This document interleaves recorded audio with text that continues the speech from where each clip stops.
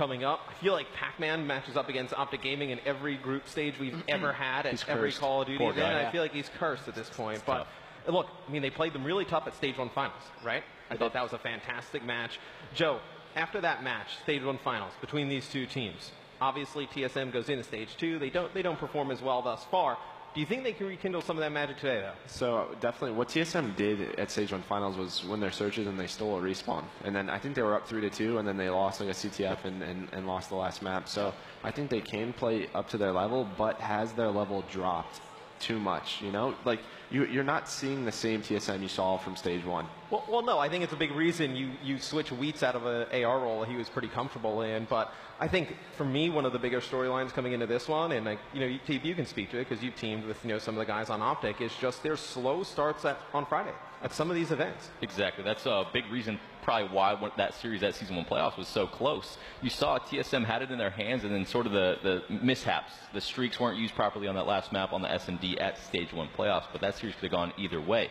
The slow starts from Optic, though, it's been a common trait. We've seen it the past couple of years since this roster is really formed, to be honest. I don't know why it is the way it is, but it takes them a little while to put their foot on the gas pedal and really start to take off. Well, all you guys former players, I mean, replays, like, is it that difficult to get going on a Friday? I mean... Yeah, I was actually about to intervene right there. It is kind of difficult because the travel day, especially Wednesday, you really don't go that hard when you scrim in practice. It's a lazy day. A lot of pros don't play like from day into day night there, or into night right there. But the thing is, you take a whole day off during Thursday. You're traveling, you're tired, you might not get the best sleep, and then you wake up. Is that an excuse? It's not an excuse. It's maybe why people. It's a factor of why you Luckily for them, though, they 3-0'd Cloud9, and I heard that it was 5-5 in the search, a 1v4 for Crim6, and he clutches it. Oh my God! Wow. Like, so that's good because you want your leader to be on point. Well, it's good to see Crim playing like that, right? Because I even think to Crim standards, he would probably admit he has not been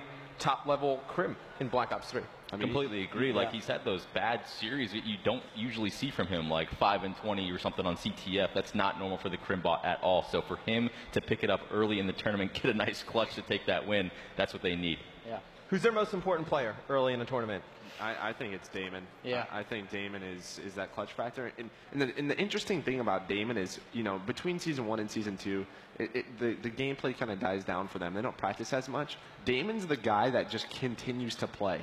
He'll just play 8, he'll turn his stream on and continue to play. The other guys, they might take a break, go on a vacation. Damon doesn't stop. Well, we've seen in the past that champs in the past has been March, right? Every year, and some players, progress through the year. They get better around that time of year. I think Karma has definitely been one of them. You look at somebody like Zuma, he's definitely been a player who's improved as the year go on. But no, let's take a look at some of the maps we're going to be seeing in this series. It's going to be one that TSM, I think, is going to need a lot of help if they're going to be able to win.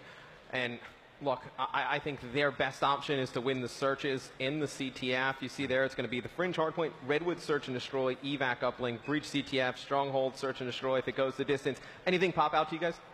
Not too much for me. I think it's going to be much similar to the match we saw, Envy versus Cole. I might give TSM they've tended to be a really good Redwood team actually in the past couple of seasons of CWL. So that's the one map I would give them purely because Cole Chain's a beast with the snipe. It really can't take over. We saw Study just do it right there with the snipe. It's a big factor. For me, actually, the Evac Uplink is interesting.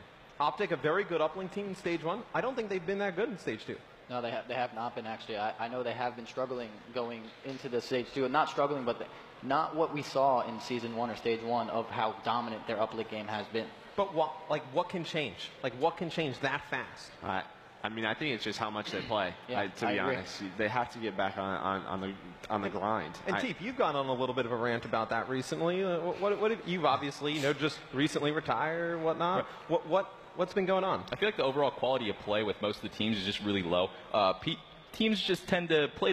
You get the repetitions and stuff like that, but if you don't actively try and fix those weaker parts of your game, it's going to start to slack off a little bit, and we see it with a lot of teams right now in Stage 2. I think it happened with us on Complexity. It did. Right? Just complacency kind of sets in, Joe. And if you're Optic, why do you practice as much if these guys aren't even going to challenge you? When they lose, they put in the time. If they lose a CWL match, they're like, all right, tomorrow scrims, 5 p.m., be there. They're there. But, when they get on a hot streak, if the other teams aren't catching up to them, why are they going to even put the work in? The other guys aren't. It's an interesting thing because you kind of look at it from the outside, and I'm sure a lot of their fans are like, oh, well, why don't they scrim? Why don't they scrim?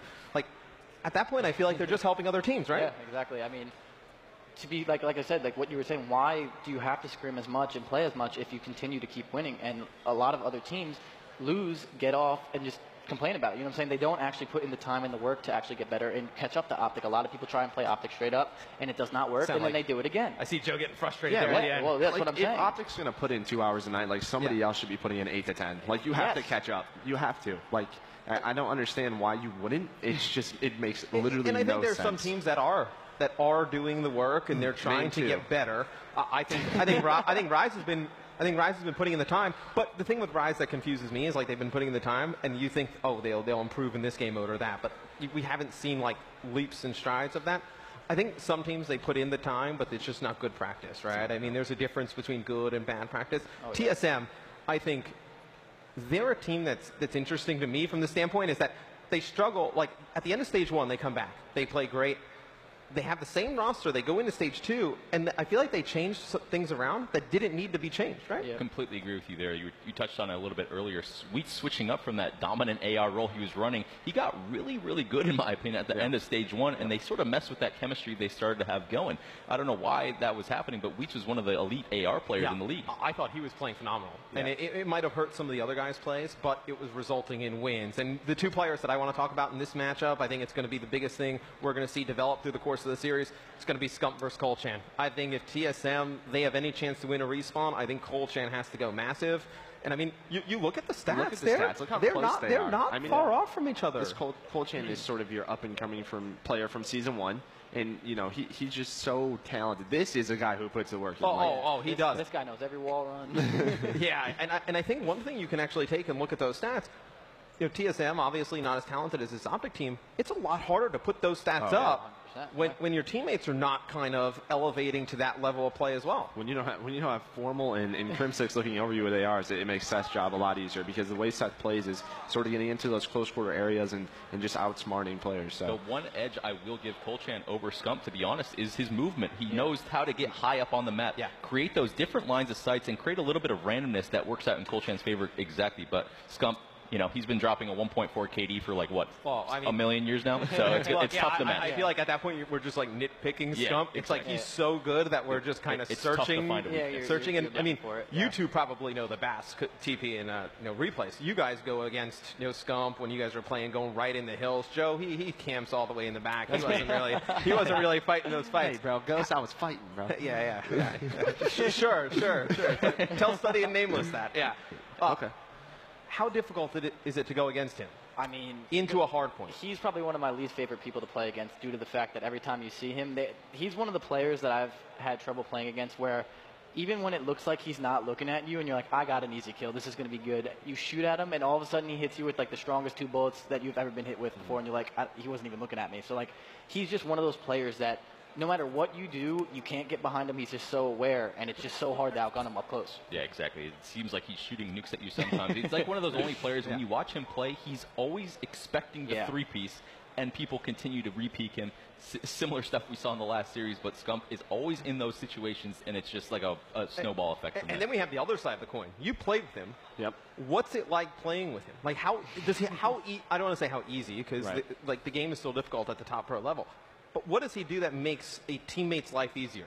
He just clears the way for you. I mean, it's plain and simple. Like, he gets map control, but then he's smart with it. Like, he knows when to be patient. You watch him, and the game looks so easy to him. Yeah. You watch his stream, you're like, I can do that. Like, no problem. And you're like, no. One of the more interesting things about when you watch him play, and at home, I guess, just keep an eye on it. I'm sure we'll be on with Scump a lot. It's like, we talk about how he's one of the more fast-paced players. He's always pre-aimed. And it's like, when you see him play against other players, like from another POV, you're like, that guy's flying all over the map. And then you watch like his first-person POV, and it just doesn't seem that way. That's my biggest thing about Scump is everyone says, like, he's always in your face, he's such a fast-paced player, and if you ever do watch him, like, repeating what you said, it's the slowest game you'll ever see. It looks like people are moving in slow motion. They don't even shoot back at him because he's so aware. Like I said, you can't get behind him.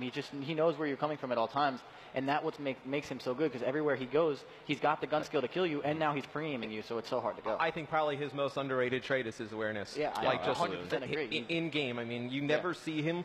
Like, we'll go on board with players, and they'll look one way, and we can see the mini map and X-ray players come the other. He's never wrong. Looks He's like never sees wrong. them. And Seth just plays so much Call of Duty. Like, Yeah, he does. When he tweets out Call of Duty for like his life, it literally is for him. Like, he just loves playing, like pubs, everything. He just loves putting 8 to 10 hours a day in. Yeah, he's a grinder by every sense of the word. And, we've been following this Optic Gaming team around, all Stage 1, here into Stage 2. I'm sure we will be all the way the road until champs. We actually caught up with them. Let's take a look at this team video. When Nadeshot left, whenever we had to look for a player, we thought of who's another veteran player that we know very, very well that could really, fill a role that we needed him to fill. And Damon was the obvious choice. At first, it was interesting to see someone fill Nate's shoes, only because, you are filling Nadeshot's shoes, not only in game, but like on Optic is a huge deal. And Damon was catching a lot of flack at first. Honestly, I was one of the few people who could have replaced Nadeshot that the fans probably would have disliked. So at the time it was a little tough. I got a lot of flack for almost everything I did. I've definitely seen the fan base be more inviting to him. Seems to have built a good community for himself now, and I think that a lot of that flack that he did get in the past years have really, it's disappeared. So far it's been pretty good and a lot less stressful. He's been nothing but a great teammate. I could not ask any more of him in terms of a teammate, in terms of a friend.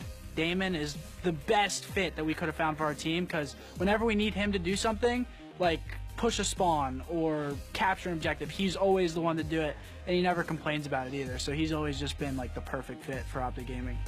It's been a good run so far. We've got maybe 5 tournament wins as a team. Hopefully there's a lot more in the future. Look, I think Karma's been a tremendous asset to this team, right? He comes in, I think he does a tremendous job under a lot of pressure filling Nadeshot's shoes. They've had a lot of success over the last year and a half and whatnot, but does it mean anything if they don't win champs? If they don't go to the World Championship and they lose, what does it mean? It's tough because I just think like, especially for like Damon and Krim who've won one, they know what it tastes like. But for Formal and Scump, that's why they play so much. Like that's why they continue to win tournaments. They want to make statements. Yeah. Like they want to win a ring. And I love the attitude. It's something that we kind of had when it was with the Call EG. It's like you go into a series and you don't see it as much anymore. I think it's like people just kind of lose competitiveness, but like you go into a series and you want to blow the other team out. Yeah. It's like I feel like they're the only team that goes into a series and it's like we want to destroy the guys sitting across from us. Yeah, there's always needs to be that purpose when they're playing. This is the team that does it. If they don't take the fact that you can say that Scump and Formal don't have a ring is absolutely mind-boggling. Probably the 2 most talented players playing right now, and the fact that they've done everything but win champs. And you know how difficult it is, Replays, to get that ring. I mean, last year you guys come in, you're an underdog out of nowhere. You guys win it. How difficult was that? I mean, I was putting in 12-hour days going into that event, especially like with a player like me. I was never the best gun skills player. I was not like Scump, but I had to put in a lot more work to get to that kind of level. But putting in that work and then having it succeed is great, but it's such a tough road because every day getting closer to that event, it's coming closer and you have to be perfect and at that perfect level going into that tournament. And all it takes, especially in Call of Duty, is that one map not to go your way and things can change around. And it happened for us, luckily. But and I think with the bar that they've set for themselves, it's even harder. Yeah. Like I think like people go in and like we look at this series in TSM. Let's say TSM comes out and they take map number 1. Like that could snowball quick for this team. Yeah, but if you're Optic or an Optic fan, you want to lose early, not later in the tournament, because as soon as they lose a map or a match, like they're done, they're pissed. They're looking toward, they're going to be here ASAP and just start practicing. I feel like the standard's been set higher for them though. Like you can speak to it. I feel like that the fans and I feel like the players they think they should never lose. Oh well, of course. I mean, when you win as much as you do, if you lose one map, people start to question you, and that's obviously something that we've seen when they went down. I think they lost to Millennium at ESWC. People were giving them a rough time on Twitter because they lost a match, but that happens. And like what we were saying before about how it wouldn't matter if they didn't win champs. I mean, yes and no, because obviously you want to win that ring, and if you do not win that ring, it's going to be that's what you're going for. That is your end goal in Call of Duty, but you're still winning. You still have some of the most championships you can play. I see a smirk on the great Joe DeLuca's I just face think there. this year it has to be this year. year. Oh, no, it has to be. Because I agree. You know what? It's not early on in the game. You can't say you don't have the roster you want. You can't say you don't know the game to your full potential. XP is September. You have 10 months to prepare. And they have to keep, like, that's the one thing is pretty soon these guys have to keep pushing that bar higher and higher. And I think we may be at that point. And let's talk about TSM. Obviously, they come in an underdog in the series, underdog in the group probably. I still think this is a team, at least for me, that has a lot of potential. I still think, you have a guy like Colchan who we saw the stats pretty comparable with Scump in the hard points and whatnot. You have Wheats here on your screen. Obviously, I think he's been a very talented AR in the later parts of Stage 1, Stage 2. What does the rest of the team, Pac-Man and Ivy, what do they need to do to get going? I think Pac-Man and Ivy need to show a little bit more consistency in terms of slaying. Again, that's going to be very tough to do against a team like Optic, but I feel like that's been their main struggle, especially in Season 2. They had so much success because they were somewhat consistent near the end. They had Wheats putting up those numbers, creating those lanes to make the game much more easy for Cole and Ivy. Ivy, I don't know if he's going to put up enough numbers here. I don't know. I have a very shaky prediction for TSM. That's where the pressure is. It's on Ivy. I mean, you pick up this young, talented kid, and we all know his potential. It's very high, but these are the games where he has to start playing super well and gain that confidence. I feel like he's still learning. Like he's learning on the fly, right? Of course. I mean, he's definitely still learning. He's getting better as a player. He's a young player. He's relatively new. You know what I'm saying? He's been around, but he's getting into the scene. He's relatively new, and he needs to step up. This is his series to do and help out Colchan against Scump, and when you're playing those kind of teams. And for me, one of the best stories I think we have in competitive Call of Duty is just the relationship between Pac-Man and Wheats. Like these guys, I mean, they have been playing video games since I started playing on console, which is a very, very long time ago. They have been just glued to each other, and I believe we actually caught up with them. Talk a little bit about their relationship. Wheats and I have gone back now for about 7 years. Pac-Man, I've known him for a long time, since Call of Duty 2. When we first met, we were not friends. He was annoying, he just makes a bunch of noise. I was born with nudging people and annoying them. I wouldn't say I've developed it, but I'm pretty good at it. His voice was high-pitched. It's annoying. I'm very beautiful, thank you. I just didn't leave him alone. I was pestering, singing in his ear all day, calling him bald. Yeah, we laugh about when he blocked me. That's pretty funny. I always bring it up to him. I had Wheats blocked and muted for probably months. I just didn't want to hear him. So I just muted him. After a year, we got past that and we became very close friends. We just started hanging out more, started talking more. All I do is call him ugly on Twitter. You probably see it. I love teaming with Wheats. Wheats is always going to be in the right spot. You can trust Wheats to do the right thing. When you have somebody like that on your team, it becomes easy. We've developed from close to closer. We talk about everything personally, and I don't think it's going to stop anytime soon. It's kind of like having a brother in the game. You can have serious arguments, and you could get serious fights, but at the end of the day, you still love your brother. That's how it is with me and Wheats. For me, that's awesome to see. We don't see a lot of players kind of stick it out. I mean, Teep, you and Aches were together for a very long time. I mean, Replays, your first team was JCap. You ended up teaming with him years later. Joe, you and Big T and Ray, you guys teamed together for a long time. It's just something you don't see anymore. But I feel like Damon, Karma, and Krim, I feel like they're becoming a inseparable type of pair. Definitely. Two top-tier players. I played extensively with them. You see the Afterburner As we can Protect. get the match started, by the way. Banner Protect just started to segue like that, but definitely you see Optic wants to keep that speed up. They need to keep that Afterburner. And I think that's the most important thing for them to keep in the game, right, Joe? I don't know, because Colchan loves to fly. But one thing that I think they might have heard is that because TSM just beat Rise 3-0 or 3-1 in a league match, and I heard TSM has some crazy strats where they ban all of perk 3 and stuff. So it'll be very interesting. I would not be surprised if we see something crazy like that come out during this series. Does not look like it thus far, though. I mean, you're going to see a Heatwave ban, a Tempest ban, which is something we don't see quite often. Concussion, rapid fire, flashbang. You guys expect high caliber probably to come through. In Overclock, probably your last two. Replays, the Tempest ban. Is that something you think we'll see more often? I mean, yes and no. Not. I mean, maybe against Karma, because we have seen Karma so many times now. Sick plays. Either go off with that or with the Heatwave, obviously, as we all know. But I mean, I don't really think we're going to see that too much in the future, just because the Tempest is good, but it's very easy to die with it. I just think you saw in Game 1 how important Trains Hill was, because or in Game 1 of the Phase series, how important Trains Hill, that was their comeback, and that's where the Tempest is so strong. If you can get a few kills and they chain together, they can spawn in the back alley. Yeah, we're flying through the specialist draft here. I know Scythe, Annihilator, Kinetic. Kinetic Camo on the side of TSM, and then Camo side Kinetic Annihilator. Same exact thing on the side of Optic. Annihilator is interesting because I feel like at the beginning of the game, right, it's like what the meta has developed. Yeah. We saw the Annihilator a lot, and then it gets kind of phased out. Teeth, the Annihilator on Fringe, you like it? I don't like it as much as the Tempest, obviously, but you saw that Banner Protect was obviously catered towards Karma. No Heat Wave, no Tempest. Those are his go-to. So is he as, I guess, fluent with the Annihilator as he is those other two specialists? We're going to see there. But and Pac-Man used the Annihilator very early on in the game. He has a very good shot with it. And I just think, too, I think players started to understand the power of the, the specialists that have all, the Heat Wave and the Camo, the abilities. Yeah, so. And I think, though, that we're going to start seeing, at least in my opinion, in the meta, I think you're going to start seeing as the year goes on. And later, I think we're going to see more of these abilities go out of these games. Oh, yeah. Definitely. It's so those abilities are so easy to use, and they're so impactful. As with an Annihilator or a Tempest, you can miss with those and then lose, you know what I'm saying, and then lose your fight to a regular gun. It happens all the time. Obviously, you have a little bit of an advantage if you hit your shots with the Annihilator. You're going to get some crazy kills, but the fact of using active Camo or Heat Wave, when you pop that specialist, it's almost uncounterable to a point where, it's just so important, and it can make such a game-changing play that people will start banning. So you look at the Ban and Protect, I think we can all agree real quick before we throw over. I think it favors Optic. I don't think TSM did enough to change the game, right? No. Yeah, it's just the AR presence on Optic is so high in a map like this. It'll be very hard for TSM to shut down Formal and Crimsix. Yeah, I look for Formal to have a big game here in game number 1. It is loading up now. We're going to get into Optic Gaming versus TSM.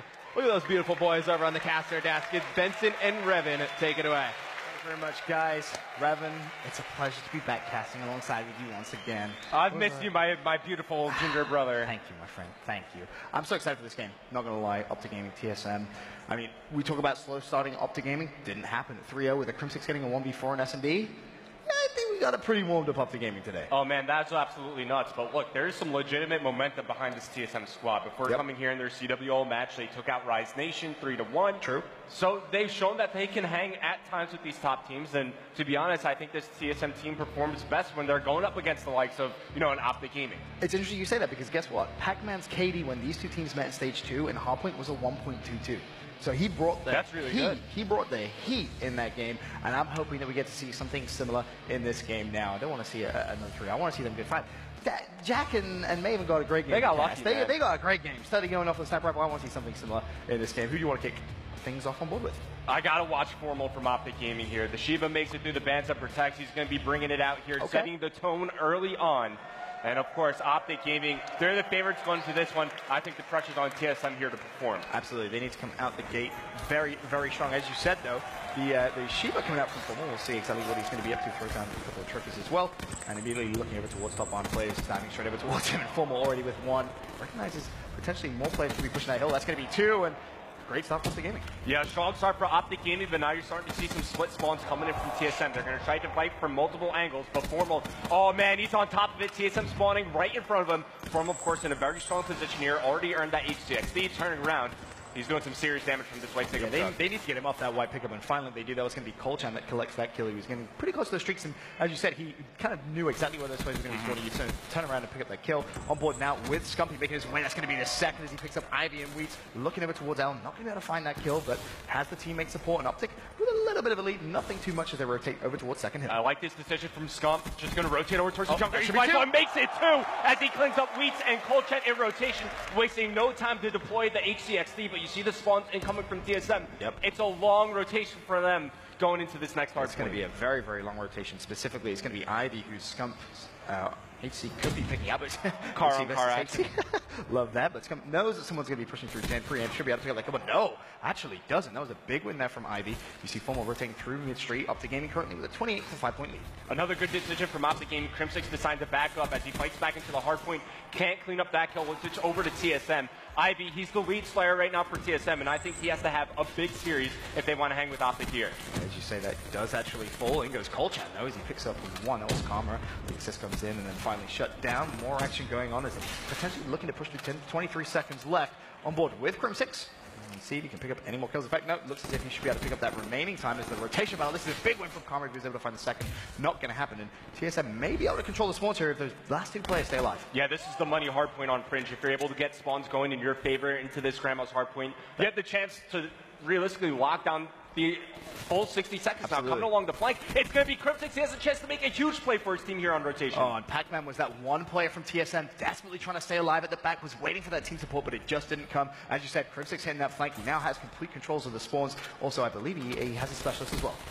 Oh, Ivy gets cleaned up there by Karma. It's TSM now setting up to break, but you see, they're pretty far away from their teammates who are coming off respawn. TSM, their spawns are starting to stagger. They need to slow down their pace of the game and set up to break together. Now you're starting to see some smoke grenades coming down to help them push right through the middle of the street there. Absolutely. Now back on board with Colchan. He's going to potentially jump through. Needs to help his teammate out. Going to pick up the points there and the kill on Karma. The active camo has been earned. Decides not to pop it and picks up another kill. And Crimsix now 50 away from that HD. Just could potentially slow this down. 18 seconds left. Maybe expect one more push coming in from Optic, but Colchan's doing a good job of just staying alive. Well, you still have Karma lingering around the auto side of the map as he gets cleaned up. It's going to be one player formal able to push in, contest for a good time. But, you know, Crimsix also used his camo throughout that series of plays. But now it's all about the rotation over towards the next hardpoint. And Optic Gaming, they have a great setup going right now. I mean, Optic have a nice little lead as well, 72-36. Now, I'm curious to see if Wheats can actually pick up those streaks, because he is pretty close. I believe he's 150 points away.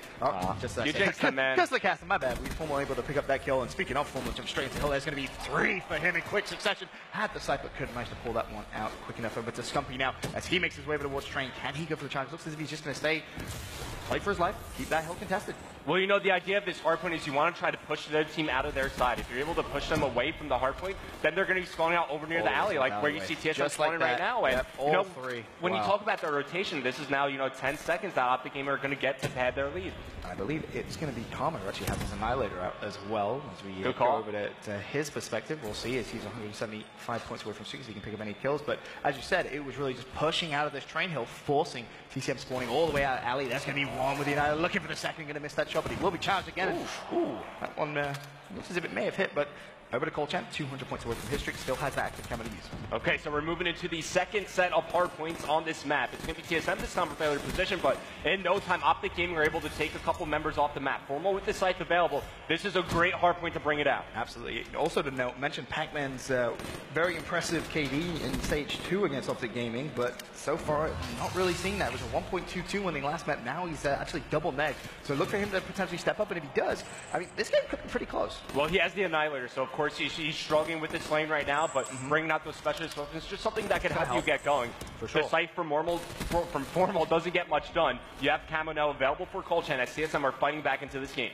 He just peeks over. Unfortunately, he does fall. Looking over to Pac-Man's perspective now with that assault rifle. Going to pick up the assist. Looks over to potentially spot one play, but teammate cleans him up. And, you know, final 13 seconds left on this mid-hill. Looks as if it should be good to go to TSM. Pac-Man immediately pushing through there. Wants to get controls of that spawn. Needs a little bit of help potentially from Colchan. He's actually going to pop that camera just to try and force this spawn. It's a nice little play, but not going to pick up that kill. That's huge. But you see his teammates spawning all the way behind. Colchan has the help coming in, but unfortunately, they're just not picking up the kills. Yeah, if you're Colchan right there, there's no reason to dedicate or commit to that fight near the back alley when you have your teammates flank around from the barred side. What happened is they give up control of auto. That's exactly where Optic Gaming pushed it as Colchan catches that Semtex grenade. And now Optic Gaming, they're in a great position to blow this game wide open. Absolutely. A Scump almost managed to pick up that kill there on Ivy. You're going to see Crimsix fall over to Formal's perspective now as he pushes through, able to find one, looking for more. Has to anticipate someone in that towards that 10 side. There will be a couple players, but unfortunately gets picked out from Pac-Man mid-street. The score 132-55, so still Optic aren't really pulling away. This is relatively close for TSM. If they can lock down the next Grandma's Hill, we could potentially see them come back into this game. Yeah, but they need to win the rotation. Now with 15 seconds remaining, TSM have to give up on the remaining points. Like, if you can invest these 15 seconds into getting the ideal setup going until this Grandma's hardpoint, yes, you could realistically get that 60 points, and they desperately need the time as they're down by around 100 points right now. They have that setup. You can see they have one player over at Trains. Colchan's going to be watching 10 and manages to pick up a couple of kills. He also managed to just relieve a little bit of pressure for those players on the hill as he was able to pick up one over towards that jump up, but unfortunately Crimsix able to pick up two. That is not going to help TSM's case.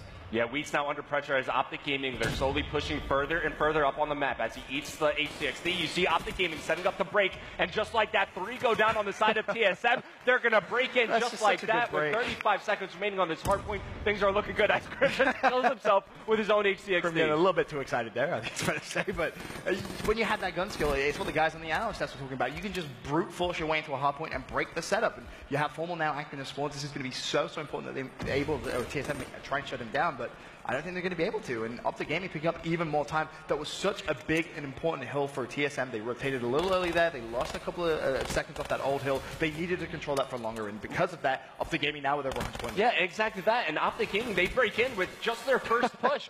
TSM, they're finally going to be able to stop the fleeing, but they only get like 5 seconds under their name. Fortunately for them, they have players with early position over here near the track's hardpoint. Evy's going to pop his kinetic armor as he's fighting for the globe spawns here. Crimsix right around the corner, and this could be good for TSM. Once again, going back to the point I was bringing up last time we were at tracks, if you push out both sides, you force the other team to spawn out over near the barn alley. Now it's going to be Optic Gaming. They have to make the long rotation to try to set the break, but they're going to send 3 towards globe and 1 around barn. The question is, can TSM do that again, though, and the kills slowly actually starting to come in their favor. You see both Pacman, Wheats getting a kill, Colchan with 1 as well. And just gets overwhelmed. Yeah, they're just completely getting overwhelmed there. And unfortunately, team kill comes in there with Formal, but doesn't matter. Formal is Formal, able to pick up easy 2 with the damage. And you know, the specialist weapon's not really having too big an effect throughout this game so far. But despite that fact, Optic Gaming, they've still been able to maintain, around a 60-point lead. As once again, they're going to break back in. Now it's going to be Scump popping his kinetic armor, pushing through, finds yet another kill. Make it 2 for Scumpy as he's starting to heat up currently on a 3 for. Can he make it 4? Yes, he can.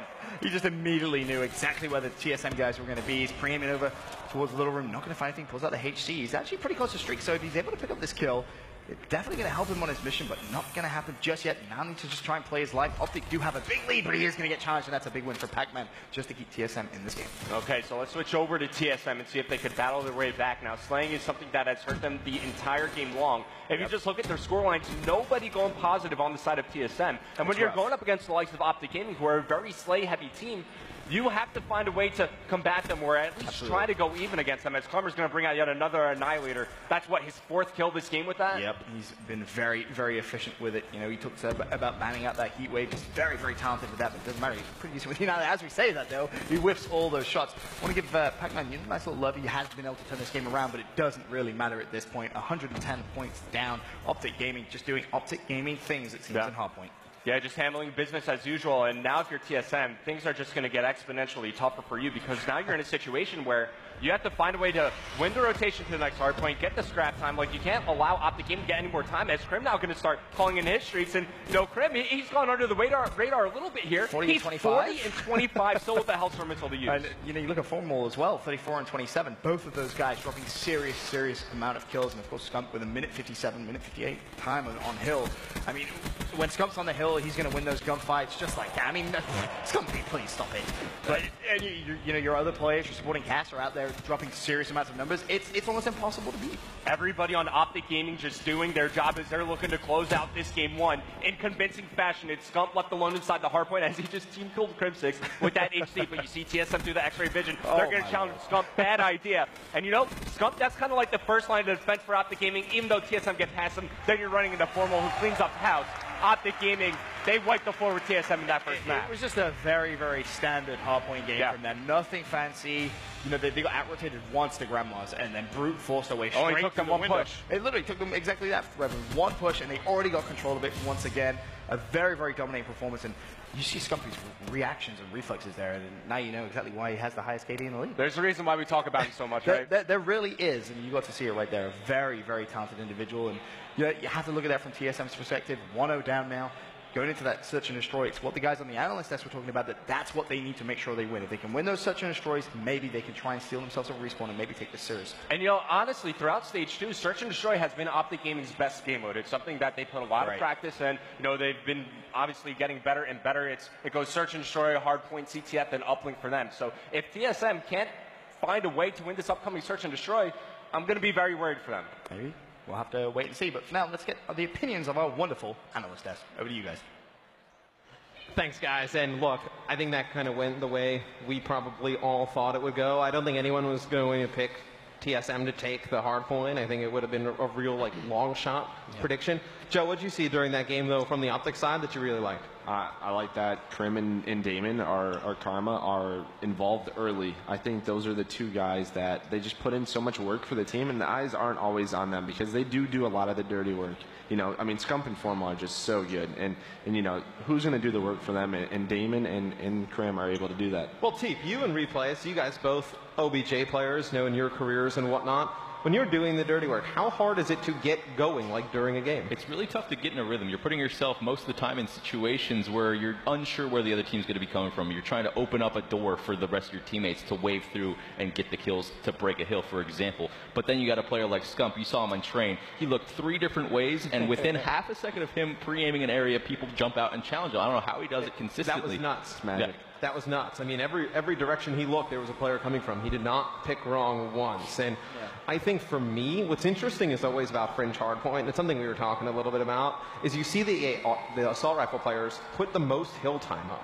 Speak to me why that's so likely on fringe. See, fringe is a map where having your AR in the hardpoint is actually an advantageous spot. If you're in Grandma's Hill, you want him looking down the mid-street. He can help out trains. You can do so much work from the hill. If you're in the junk hill, the second hill, you can be looking down the back alley. You can hold the bricks doorway so easily.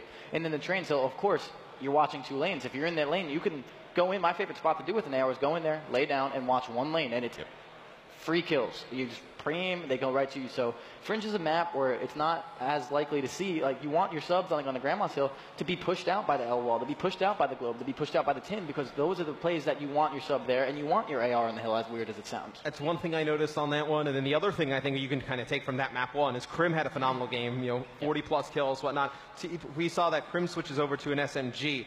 You think that's a good move for them? I really think it is. You saw, bringing it back to Black Ops 2, when we were so successful, his sub game was so good. He seems like the morphing back into that more aggressive role. It allows Karma to slow it down. He ran that AR for us in the Ghost period as well, and he seems comfortable being a little bit slower. This team is largely based on their positioning. You see Formal as well. It took TSM, when he got to that white truck, we saw it time and time again, it took them 30, 40, sometimes close to a minute to get him out of his power spot, and that's why the score is what it is. Yeah, and one thing I remember from Black Ops 2 is Krim was running that sub, but when he had to turn up and carry his team, I just remember G2 Finals. I remember Slum CTF, and he's literally just destroyed everything. He pulled out an AR. It's angry Krim. Right, so when he knows what he has to do, they have such a powerful AR. If him and Damon want to switch, or if he just wants to pull out a third one. Yeah, you look at Krim's face; he always looks angry. I mean, it's just a natural, just his natural look. Like anyway, when he won champs. Yeah, he looked like a little sad kid on his birthday. You can take a look though at the maps that we got coming up. Redwood Search and Destroy coming up next. Is that one you guys give TSM a better chance in? Is it something they can do in the ban and protect? Let's talk about that. I think that's probably where they can affect the game the most as we jump into game number 2 here between Optic and TSM. First thing gone is going to be Thermal. Yep. Is there anything you guys are looking to see TSM do in this one that could swing the game in their favor? I think they should be protecting this SVG. With this being said, they just banned Thermal, which is a really good play out of them because Kolchan is such a good sniper with the regular scope, and that is a very odd thing to see because everyone I snipe all the time, everyone that plays that snipes uses a thermal. It's so much easier, but the regular scope is so much harder to use, and Kolchan's so good with it, so that gives them the edge. So we see the thermal and the Varric scope during this one. And Overkill. Recently, he's been using that Varric sight in a lot of the CWL matches. He's sort of gotten back into that sniper mode where Formal just hits some ridiculous shots. So just trying to make him uncomfortable. But what we don't see Formal do is really go off of the SVG. We don't see him really pull out a Locust or a PO6. It's something that I think Kolchan can do. And you see High Caliber actually makes it through, and the Shiva. So I expect both of those to be big players during this one. Teep, how do you think that affects the game? I mean, I guess you don't need a sniper when you have a Shiva High Cal, right? You just insta headshots on head glitches. I don't know. My sort of strategy was I would try and take away some weapons from Optic, take away an M8, take away that one burst potential, take away a VMP as well, make them a little bit uncomfortable, but we've seen Scump pull out a Pharaoh and things like that as well. But the biggest thing I'm trying to touch on is we see most of the time Wheats has had success on this map is with that Man of War. I think the Man of War fits Wheats' style better than anyone, playing to his strengths a little bit more. Man of War is an assault rifle we've seen on the come up over the last few months. I think it definitely could be a factor in this one. We can take a look at the specialist draft on the side of Optic. See Overdrive, Heatwave, saw Camo there, finish things off. Yep, and Psychosis. Psychosis too. Overdrive, is that going to be a player on this one? For me, Overdrive is one of the scariest abilities to have because it either leads to a win in a round or it wipes your entire team. Right, and I think something that once you get to the third or fourth round, you're like, okay, guys, Overdrive's a factor. Like, it's a thing. Pay attention to it. Like, watch out for that bunker rush, that middle alley rush. Yeah, you have to. You almost have to. And that's another thing is you can sort of play around with it. You saw in the FaZe game, they almost used it for clutch situations. So maybe you just use it to get into the minds of your the enemy. Oh, and you can get in some great positions here on Redwood. I mean, look, you get the bomb down at a site over at A where we don't see a lot of action. You pop an overdrive, you kind of go all the way around those wall runs, and you go to the other side of the map. And we can actually talk about the bomb sites on Redwood Search and Destroy. We see B, the primary focus of most offensive teams. 100 Thieves that are the one team, which is quite hilarious, 'cause it's one of the things they do great, is they attack the A bomb site. It's like, why do we not see other teams go to the A bomb site? I mean, you don't see a lot of other teams go to it because that's not the preferred bomb site. B is the most comfortable for a lot of teams, and a lot of teams don't play Search and Destroy that often. So when they go to play a map like Redwood, they're not going to go to the bomb site they're not comfortable with. So they go to B bomb and they continuously do it. But A is also usually least defended. So if you do 4-hit A, that's a really good strat. Well, look, I think the A bomb site, it's definitely one I think TSM can take advantage of if they're going to try and win this Search and Destroy. But the game is ready. It's going to be game number 2 between Optic Gaming and TSM. Redwood Search and Destroy. Guys, take it away. As always, from our wonderful guys over there. Excited going into this map number 2, but interesting thing that I want to kind of touch on, because I looked at you immediately as we were looking at the map protect, I was like, oh, the thermal band, straight away. TSM really just making sure that they can lock down that sniper and be comfortable in themselves. Yeah, that's something TSM do in just about every single Search and Destroy. It's just something that Colchan doesn't like to use. He wants to use the normal scope on the sniper rifle. And he's good as well. It's a very good thing to do against somebody like a Formal, and I like that they banned out the Varric scope as well, because that's another scope that they've been using. So I guess trying to make the snipers of Optic Gaming feel a little bit less comfortable here. And it's going to make Colchan feel great too, because he's going to know that he isn't challenging anyone that has a thermal. It's going to be just a normal site versus normal site, if you will. But getting ready to go. Honestly, I have faith in TSM in this one. I don't know why. I know I shouldn't, because as you kind of mentioned, Optic Gaming so strong in their S&D. Well, this is a great map for TSM as well. I just want to see a 3-0 rep. Please, do some magical things. Let's make sure it doesn't happen. But most likely. Right, I'm going to spawn in on the TSM side. We got this. I don't think that's going to help Upper Rift to spawn in as well. But either way, who are we kicking things off on board with? It's going to be the man himself, Pac-Man, kicking things off on the attacking side. It looks as if immediately they're heading over towards that B-bomb side. All right, and it looks like this is a good read for Optic Gaming as well. Formal opens things up with first blood onto Colchan. Wheats is there to respond. Pac-Man now trying to find an angle here. Now keep in mind, High Caliber does make it through, so that's an attachment. You put it on your assault rifle, it does bonus damage when you connect with the headshot. Makes it that much more deadly. And you kind of heard TP mention it perfectly. It's actually Pac-Man picks up one, couldn't find the second. And that now will leave Ivy in a 1 versus 2 against Scumpy and Crimsix. And when you hear about Crim clutching a 1v4 earlier in the day, it's definitely advantageous for Optic Gaming, but Crim will fall. Forces the 1v1, the challenge comes in, and Scump immediately trading the kill. Nice search and destroy right there from him. You know, I thought Ivy saw both players right there. He committed to the player in the top window, and he immediately turned around, but then he thought Scumpy was going to go around on the flank, but a good re-challenge here from Scump. Ivy was already weak, as Optic Gaming take the first round. Yep, nice hold defensively from them. Now Optic Gaming going over to the attacking round. We'll see, will they potentially stick over towards that B-bomb site? Maybe try something a little different, go over towards A. It seems off the break. It may just be business as usual for them. It's funny, you actually don't see High Caliber on Formal's M8 right now. I actually looked for that. I looked for that in the first round, and you didn't see it, because you kind of heard TP make a brilliant point about, well, you know, if High Cal goes through, it doesn't matter if you're sniping. I'm just going to put High Cal out, and it doesn't matter if you're on a head glitch.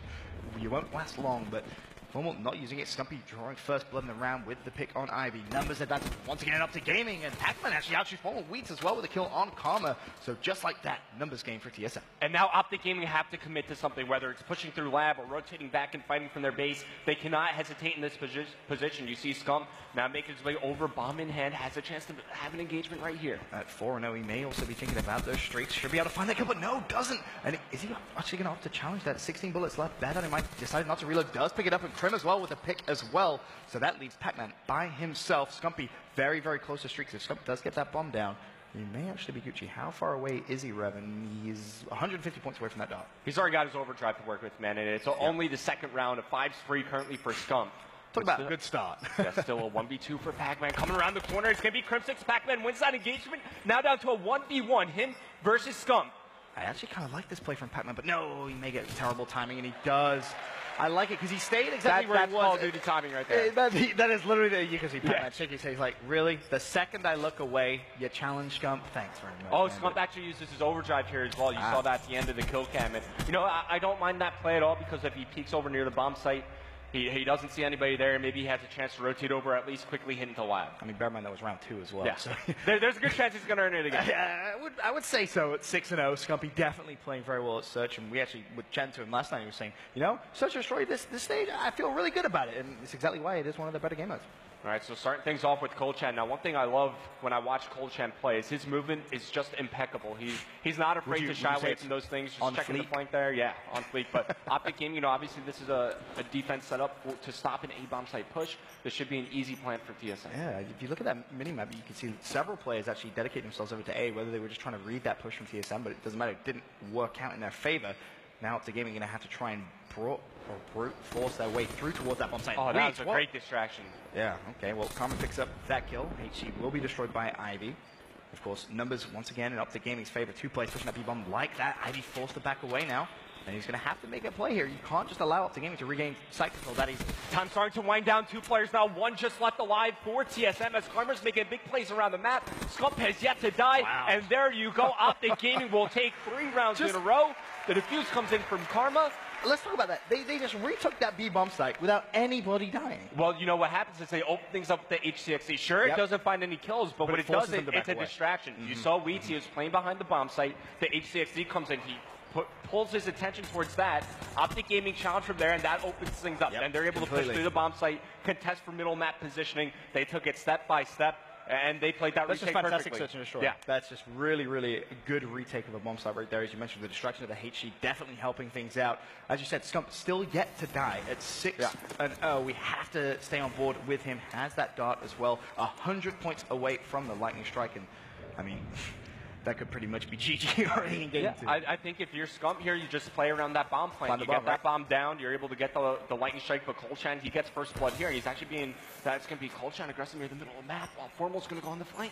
I like this, though. Scump should be able to get that back. And wouldn't it surprise me to see a push through lab? That's exactly what we get. I won't be surprised if he pings the lightning here. I mean, Krim does get that pick on Pac-Man, so it does force the numbers back to an even 3v3. Krim with 2, though, as he cleans up Ivy. And TSM, they tried to hit that flank, but it just has not worked. Optic Gaming got that knowledge very, very quickly thanks to a flank of their own. You can see Scump be more than happy to just sit by this bomb. He's already fully streaked out. He can just slowly start to back away. His Formal picks up 2 mid-map. Optic Gaming, you're just taking control of the map and saying, you're not getting it back, and if you want to, you have to outgun us. And that's just TSM can't. Yeah, right. For me, TSM, they're being a little too indecisive right now. They're being a little too hesitant. They need to commit and commit as a team. One thing Optic Gaming have been doing better all game long is everybody seems on the same page right now. You see with all the pushes they're doing on the map, like everybody knows what angles they need to check, who's doing what, and they're all just doing their job and getting it done. Just very, very quickly, too, is the key there. You know, Scump took that bomb, 100 points away from the lightning strike. You could see immediately the game plan that round was plant the bomb. Let's get Scump his lightning strike. And they're going to play around the dart here. This is perfect. And it makes a lot of sense. You can see the rush coming in from TSM over towards that big site. HC is out. That's going to be immediately destroyed. And, well, here we go. Let's see how good of a pilot Scump don't throw it really into is. the tree. Imagine how hard to climb out. He just throws it straight into the tree. Take a look at Pac-Man.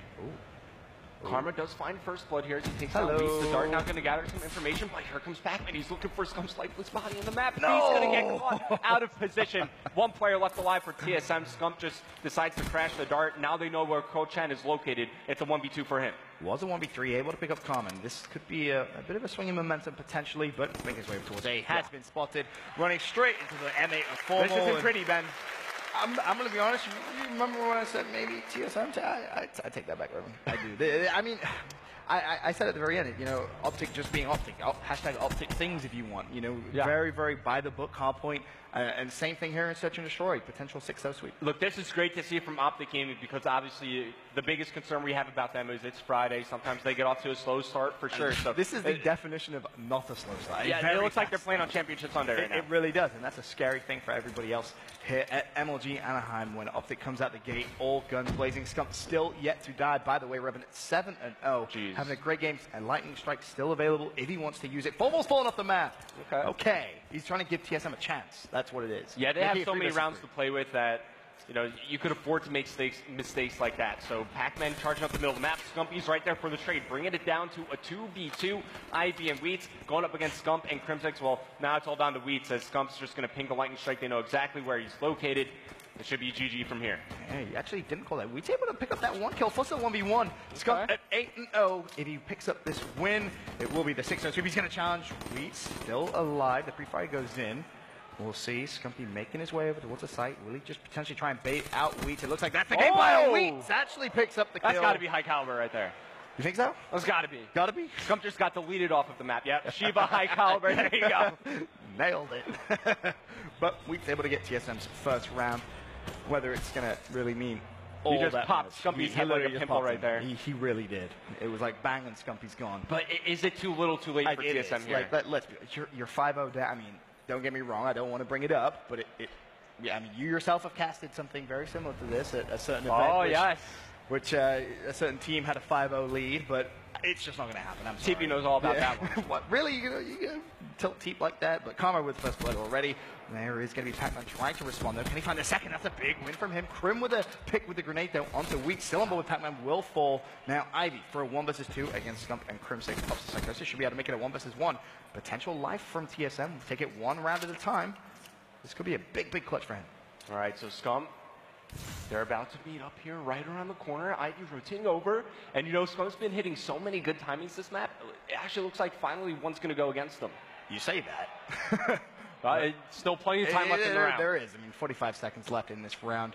Still plenty could develop. Scump just trying to figure out exactly where Ivy could have gone. And just Ivy going for a swim. Doing the same. Bear in mind, he does have overdrive, so potentially if a couple of shots do get fired, he may just decide to pop that dip. We'll have to wait. See, Scump says it doesn't matter. Challenges, wins the 1v1, and a 6-1 destruction of the Search and Destroy. Yeah, look, the hard point wasn't close at all. Same story here in the Search and Destroy. Optic Gaming are firing on all cylinders right now. This is very much Optic coming out on Fridays. Making a statement. We're going to make a point. You know, Optic on Fridays, yeah, okay, sometimes we have started slow. Today, nope, not going to happen. They 3-0 Cloud9 with Krim getting a 1v4 in the Search and Destroy. I mean, that's crazy in itself. A 6-1 victory here, and as you said, the first map wasn't really that close either, and you have to feel that TSM's heads are going to go down. Yeah, things not looking good for TSM here throughout that game. Scump only died one time, and it was the only round that they lost throughout the entire game. And it was a 1v1 as well, and that was around Formal fell off the map too. Not pointing fingers, Formal, but you stay on the map, you 6-0. Pretty simple. But in terms of the next map, is there any way you can really see them come back into this? I mean, TSM have been a pretty solid uplink team as of late, and you know, if you go by map statistics, sure, this is Optic Gaming's worst game mode, but look, the theme of today is these games are just not close whatsoever. They blow them out in the hardpoint, they blow them out in the Search and Destroy. I think it's going to be a similar theme here in the uplink. Well, let's get the words of wisdom from the analyst desk. Guys, over to you. Well, we're back. That was a pretty quick Search and Destroy. I know you saw Pac-Man for TSM. I thought he played a pretty good game. But the thing that I think bothers us the most is that we never saw TSM kind of do something unorthodox, you would say, to try and throw Optic off their guard. Yeah, I mean, that's the biggest problem, I think, with teams right now in the CWL. You're trying to mimic what Optic does, and you don't have the talent to do it. You have to throw them off their game. You do not want Scump with a 4-attachment VMP. You do not want them to play their game. That's the whole point of the ban and protect system, is to have that edge, to make one of their players uncomfortable and mad. But it seems that people just don't do it. I just don't understand. I feel like TSM is underutilizing the ban and protect in this series. I mean, we even talked about it like off camera. I was like, if I was TSM, I'd go to the next one. I'd ban Afterburner. I'd ban Fast Hands. I'd ban Blast Frenzer. I would do something crazy to just try and throw them off. I mean, when you're in the position that TSM is in, I mean, what would you do? In these respawns, like the main person you need to counter, the main explosive person is Scump. It always is, and it always will be with this roster. Make the game difficult for him, but use smokes. Use something that's going to throw him off just a little bit, so he can't just snap around and start off 8-0 and throw darts at your face and blow you up. Like, you got to do something to change it up. If you go head to head with a roster like this, you're going to get smashed. Do something about it. It's like in the NFL, if it's like one team has a good running game, it's like, well, yeah, they have a great running back. It's like, well, yeah, we'll do the same thing. It's like, well, you don't have that guy. It's like you can't do that. I feel like too many teams are like, oh, that's how Optics plays. It's successful for them. Let's do it. And it's like, you don't have Formal back there shooting missiles. You don't have Scump pushing up in your face. Joe, is there another play style that you could see kind of happen in Black Ops 3 that can be successful and that can kind of throw a team like Optic off? I mean, obviously you look at like tacticals. That's something that can always make someone mad. Listen, you want to make Crim mad. You want him to tweet you like, dude, you're a loser, bro. Like, dude, the way you play, dude, makes you a trash can. Like, like that's just, you want him angry. That was a brilliant Crim impression. Yeah, I know. Because that's literally, that means like he's pissed, and that's what you want him. You don't want him like just gunning you. You got to get him flustered, right? Exactly. You gotta get them flustered. I mean, you see, obviously it's going to be an evac uplink coming up next. Anything map specific that they can do here in the ban and protect as we're jumping right into game number 3?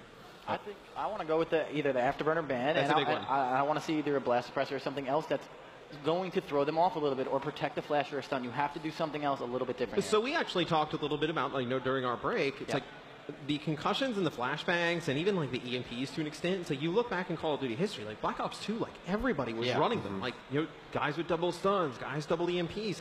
I feel like in Black Ops 3 this far, and the game's still developing, obviously, the ban of attack, you see stuns and flashes conveniently go during this game. Like we're talking about trying to keep the ban. Why not ban that? Why not protect it? Just leave it in. Because what Overdrive sort of allows you to do is, if you have it, pick it up the ball and just and just get away. You know, if like your whole team's dead and you're able to just get that ball and pop it and get a point, why not? That's always been my point of view too. Like especially the style of player like I was when I was playing. It's like, give me Overdrive. Yeah. I'm going to play better than their Overdrive player. The fact that teams don't utilize this, it might be deemed quote unquote lame by the pro players, but these are very useful. And if you are better with it, use it. Like some camo players are way better than others. Oh, definitely. Yeah, we can talk about the special strap. Karma's going to get to use his Tempest on this one. I think that could potentially be a pretty big player. On the other side, you see Pac-Man's going to opt to go with Annihilator. What bothers you? I don't agree with that, just because I think that Tempest is just easier to shoot, first of all. I think it's very easy. Has that update? Yeah, it's not... you have that like 1 second to lock onto the guy, and it chains people. I just don't understand. It will never make sense why someone uses an Annihilator over a Tempest. Well, how important is the chaining mechanic of it too? Because I feel I feel like it's a zoning technique. So usually in uplink, I know for some of the new guys at home, uplink, when you spawn, you usually spawn near teammates, right? And, there's a lot of points where you're trying to go back from your spawn, you're trying to get back control of your base. If there's a guy sitting there with a Tempest, he hits one shot, you can't go through. Right, especially Neither can you. Right. That platform at the back left, when you're pushing up tree side, getting that one, if you pop that first Tempest intro kill on Plat, there could be 3 players there. Yeah, and with how you can get those 1-point throws from a distance, that one kill, that buys you what? Maybe 3-4 seconds. It doesn't seem like a lot of time, right, when you talk about it. But I mean, Joe, you can attest to it. That's an eternity in terms of game. Oh, it only takes a few seconds in uplink to get a 1 or a 2-point score and get that map control. So it's definitely something. I don't know. I get maybe Annihilator in a game type with a respawn delay. Maybe you can like a CTF. Right. Maybe like. Because it's more time in between those shots, where like a hard point, it's like you just have to keep locking onto the players, and it's hard. The Tempest is even better, though, for score streaks. If you're playing CTF, you can take down a Wraith with 2 shots or 3 shots of a Tempest. I've done it before, so I just don't, I don't know. I just don't understand the Annihilator over Tempest. Look, I think it's a very confusing pick as well. In this one, I'm looking for TSM, knock down those 1-point throws, force Optic out of their base, and then maybe you can make some good things happen. But it sounds like our game 3 is getting ready to go underway. We can throw over to the casters, Ben and Revit. Thanks, Matt. Thanks, guys. Going into this game number 3, I think that the key is exactly what Mr. X mentioned right at the very end. It's something you've heard replays preach about all day. You cannot miss those 1-point throws of your TSM, because, let's be honest, you're not really going to get that many chances to go ahead in this. So if you get that opportunity, you put yourself in a position to go for a 1, you have to connect with it. Otherwise, I feel sorry for Replay. He may have a heart attack. He's getting very stressed out about it. I like the afterburner ban from TSM there. Of course, evac, a map where the wall running is so prevalent here, so just limit the effectiveness on that. And we've seen Karma time and time again just able to utilize the wall runs really anywhere on this map. So good ban just to slow down the pace of the game. But yeah, things are not looking good for TSM here. It's going to be very tough. That is for sure. Obviously, down 2-0 in the best of 5. Optic Gaming have already kicked off MLG Anaheim with a 3-0 over Cloud9, and it looks very, very set that it could be a 3-0 against TSM here. As we mentioned, they cruised through that hardpoint game. It's 6-1 in such a straight. Arguably could have been a 6-0. Scum doesn't win that 1v1 and 4 more falls off the map. But it doesn't matter. You still won very, very dominating and a very, very convincing performance. Heading into map number 3, though, it will be uplink on evac. And you know what, Revan? You know what's up? I want to kick things off with an Astro Gaming listening with guess who? Optic Gaming. Let's do it.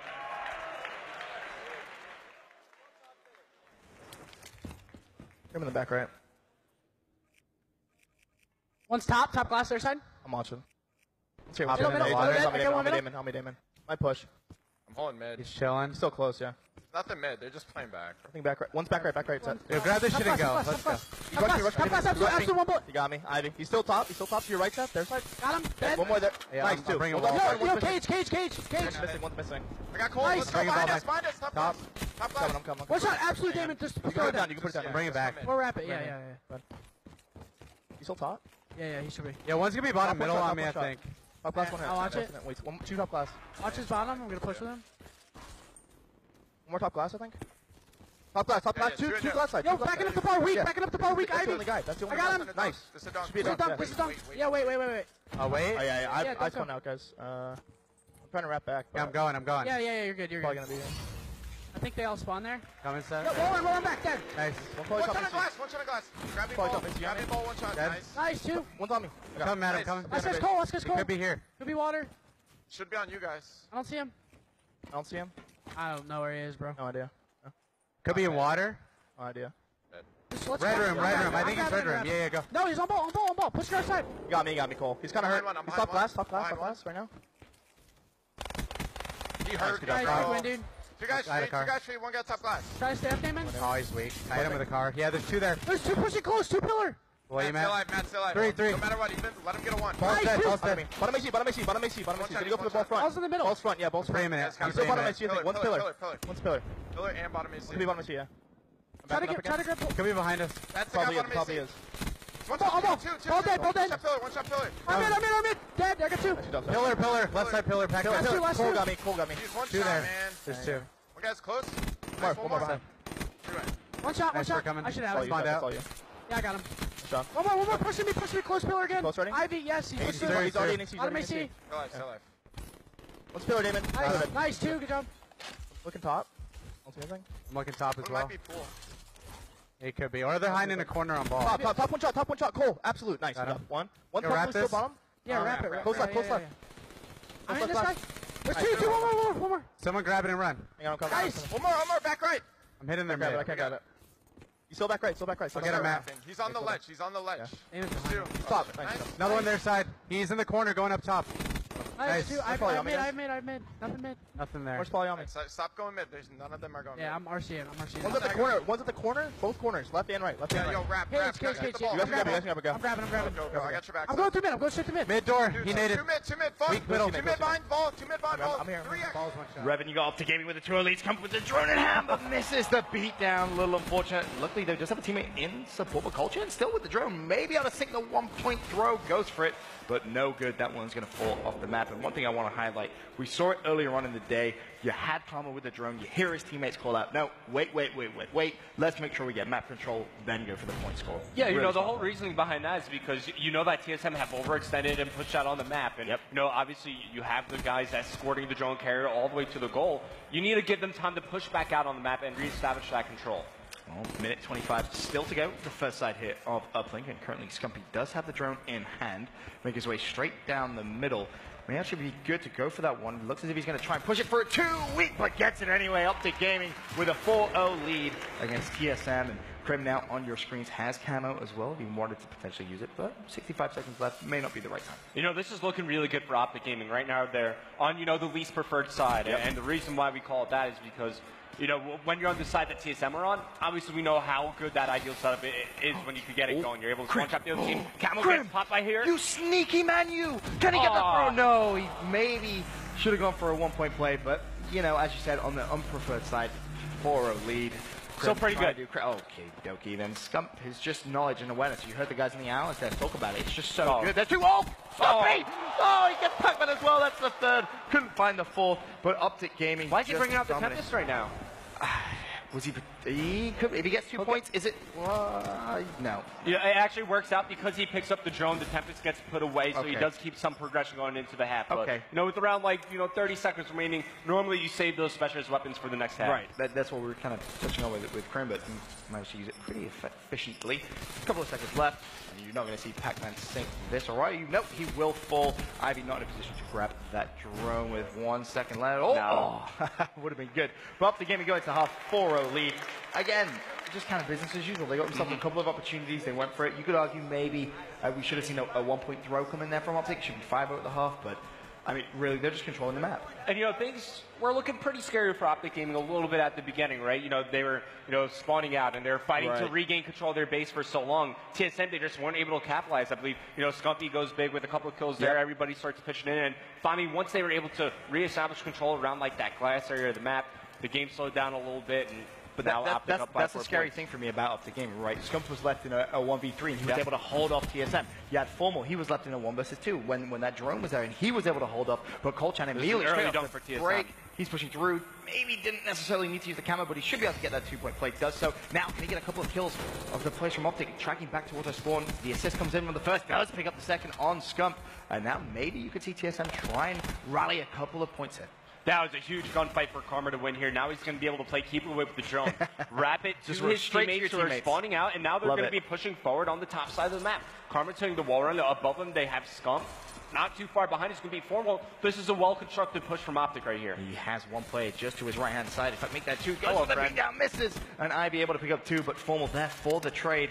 Can he get his hands on the drone and try and make something happen? That's going to be the question. Let's see if he's going to go all the way around the outside. Could potentially hit the fadeaway for a 1-point throw. Connects. 5-2 Optic Gaming. Unfortunately, Formal isn't going to be able to pick up that kill. But a nice little counterplay, which came from Karma, winning that first gunfight, wrapping the drone to his teammates, putting it in a position where they could go for a 1-point throw. Really good stuff from Optic Gaming. Yeah, you could clearly see things developing on the map, and now Optic Gaming, they take control of the neutral drone. The Annihilator gets shut down from Pac-Man. Optic Gaming pushing forward, and things can get out of hand very quickly from this position. Karma just going to wait. Has his teammates in support. Of course, you can hit Formal with the scythe. Nice stuff coming from Optic overall. 6-2 now. 3.5 minutes left to play. TSM back against the wall. We have seen moment. Oh, Formal's just on a rampage right now. Oh my days. 4 kill streak for him. As I said, that he falls, but it doesn't matter. Crim's going to jump in for another 2 points. 8-2 now. And as you said, Robin, you kind of correctly predicted this. It is just getting completely out of control as Crim finds himself 2, and he's just sat there in the TSM spawn, forcing the spawn out, and as you said, it spiraled out of control very, very fast. Yeah, and look, Optic Gaming, they just need to maintain this setup going. On the side of TSM, normally this is where the game gets decided. What you do when off the respawn when you're in a position like this. Do you overextend? Do you wrap back? Do you try to take control of your base? They're winning the gunfights versus TSM in rotation. Things are looking great for Optic here. Scump's going to jump in for another 2. Wheat's not able to get that kill in time, but finally able to slay Optic Gaming out of the TSM base, but the damage has been done. It's 12-2 as Wheat actually finds Karma as well for his 3rd consecutive kill, but 12-2 now with 2.5 minutes left, and you're playing on the unpreferred side. Good luck, TSM. Yeah, a lot of times when you score on the side that TSM are on, it's when you're hitting that long wall run, and now 3 go down for TSM once again. You're starting to see the specialists be earned once again on the side of Optic Gaming, so now they could have a chance to put this game even further out of control. It's getting very, very tough. Time is ticking for TSM. Karma with drone control. He's going to be pushing mid. Couple of kills once again and going in favor of Optic Gaming. Scump tried to pop his kinetic. Unfortunately, Ivy was able to pick up that kill, and Karma now just going to throw the drone down. Looks as if he's just going to do the old 1-2, reset the armor, just wait and see what he's going to do. He doesn't even really necessarily need to do anything. He can just run back and forth on a wall run right here. Even if he dies, the drone falls off the map.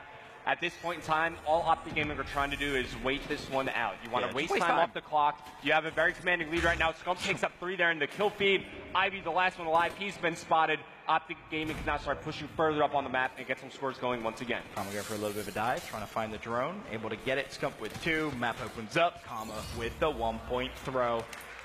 And it's just been very, very efficient. Yeah.